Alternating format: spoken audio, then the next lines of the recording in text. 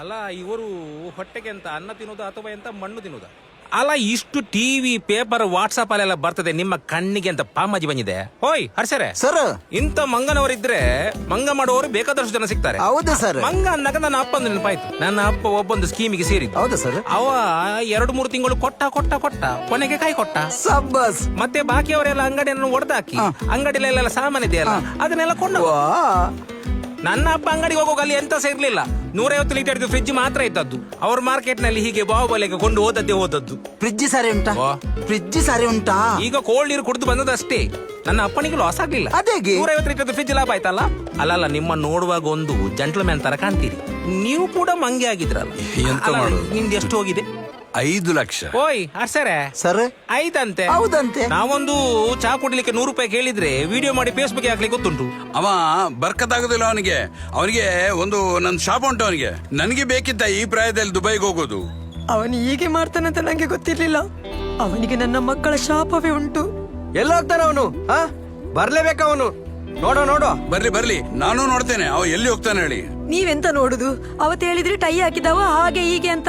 ಉಮ್ಮ ನಿಂಗಲ್ದೆ ಎತ್ರ ಹೋಯ್ತು ಎಲ್ಲ ಬಾಯ ಅಡ್ಚೋನೆ ತೆಲ್ಲ ಅಕ್ಕಲ್ವೇನು?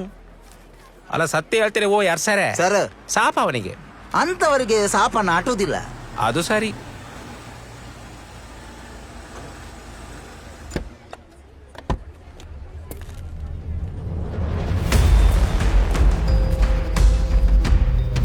ಓಯ್ ಅವ ಬಂದ?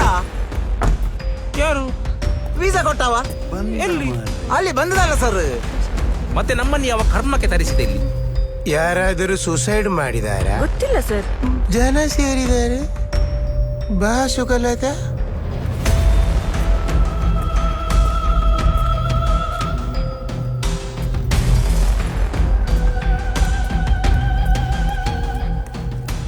ಕಂಪ್ಲೇಂಟ್ ಪುಸ್ತಕ ಒಳಗಿರಿ ಅಕ್ಷರೆ.